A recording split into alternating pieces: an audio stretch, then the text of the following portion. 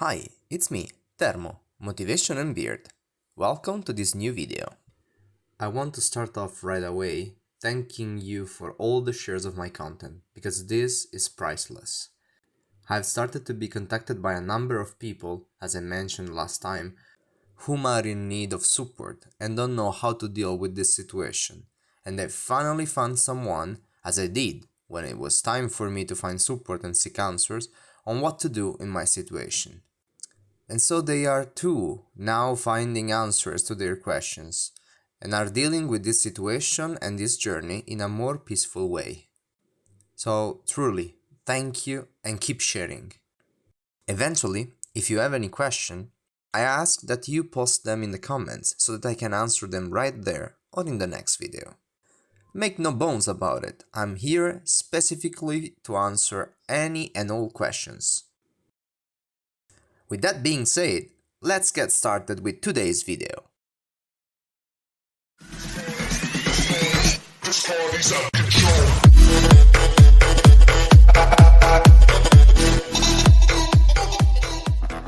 We had left off last week about my exit from the hospital on December 13th, 2010. Finally, after all I've been through, the doctors decided it was time for me to breathe some familiar air to return to some sort of normalcy. A problem had arisen though. That is, given and consider that nails I had, which I told you about last week and showed you a few pictures, were external nails and went directly into the bones. They were a breeding ground for bacteria and viruses of all kinds. So, given and consider that we had our dog at home, I couldn't go back there with my family because I needed to be in an environment that was not necessarily sterile, but at least clean and hairless. So, fortunately, my grandfather-in-law, let's call him that, my stepfather's father, my mother's husband, offered to give me some sort of apartment that he had built inside his property for the time that was needed. It was an incredible gift I will never be able to express all my gratitude for. Unfortunately, now both my grandfather and grandmother-in-law are gone, but I am sure that one day I will meet them again, and if I haven't not thanked them enough during the time I was guest there, I will do so later. Anyway, back to us. I started living in this apartment. The first week I still remember well. My best friend came to stay with me and gave me a little help. I'll never forget the moments spent with him that played down the situation I was in. Quite a bit. Moments when we played with the wheelchair, to be on two wheels, we laughed and joked around. It was a lot of little things that completely changed my life at that time. I didn't have much contact with those who were my friends, so it was very important for me to have him around. I still remember one time we decided to get pizza for dinner. There was a pizza place that did takeout nearby, and we will go with the wheelchair to get pizza. Only, as told you in the previous video, at that time it had started to snow, and there was a meter of snow outside. We got stuck several times and even risked to fall down the wheelchair. But it was a lot of fun, and I will be always grateful for what it did for me. Aside from that initial week, my stay in the house was sporadic, in the sense that I was often and frequently having other surgeries. The surgery I had in October, which I told you about, where they removed the skin from my thigh and then applied it to the wound, it wasn't the last one, because then I had another one later, where they also took from the other thigh, and as I told you the last time, it wasn't particularly pleasant the first time.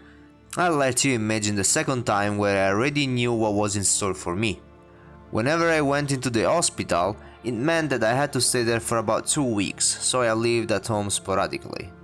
At that time, I was also taking lessons with my professors, some of whom had offered to come and give me lessons at home because I was in my last year of high school. And so I had to prepare myself for the final exams. Fortunately, I was already doing some lessons at the hospital, and I also took the remedial exams in September, but then some of them followed me at home. This whole series of surgeries, however, brought me closer to at least a feeling of progress, as the wound seemed to start healing. The spots where they had applied the skin were beginning to take root and adapt to the leg, and so hopes that the leg will later on recover and my return to a normal life seemed to increase, despite the fact that I had a completely locked ankle and a nerve response in my foot. However, there was always the brace that I used and the external irons that held everything together. After a short while of doing this, going in and out of the hospital, the situation settled down, and then there were fewer and fewer surgeries per month, and my condition, all in all, started to improve slightly. So much that I even participated to 100 days school ball and went dancing with the external iron on. Because no matter how much it hurt, by the time I had slowly started to walk on it, to do some sort of rehabilitation, and this obviously led me to try to move towards a mundane life and going out. Although I didn't actually go out that much, but there were some events like the school ball that I would attend if I could.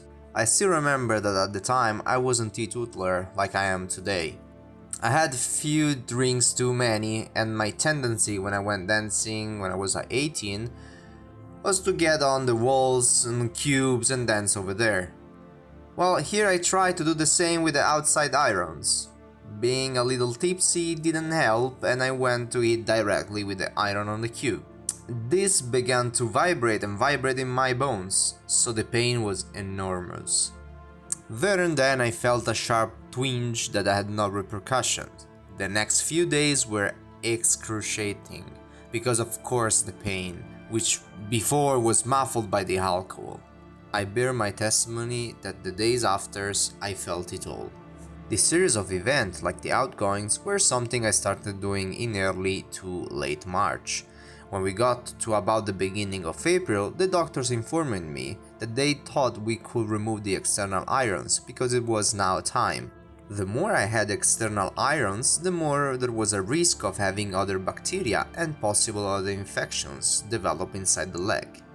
So they decided to do this surgery by removing the nails and leaving me with crutches and a heavy bandage. The problem I had was that at the union of the two parts of the broken bone, a small necrosis had formed and therefore bone was dying.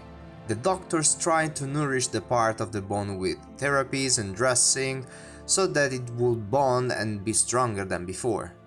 At the beginning they also mentioned the possibility of using a system called Ilizarov, which is a system that was developed in Russia where practically around the limb that has suffered a decomposite fracture and when there is the need to work on the bones. The necrotic part is cut, so in my case it will be cut two parts where the necrosis was developing. Then attach the two polished parts and break the bone a little bit higher, to which will be applied nails, and from there an external machine connected to the internal nails, to slowly and slowly lengthen the bones. I've tried to explain it briefly. If you want to deepen what the Ilizarov is and how it works, I'll leave the link in the description of the video. Considering that this system of Ilizarov was a very particular system that I hope not to have to consider, because it means having a series of many interventions, we were simply trying to cure the bone with therapies, antibiotics, and in order to avoid Ilizarov, which again was a practice I didn't want to consider, the doctor suggested to stop drinking, to stop smoking, because I smoked a lot, and if possible, even to try to have a proper diet in the first period, and to stop drinking coffee. So I did. Motivated by this, I smoked my last cigarette, and from there it was never again.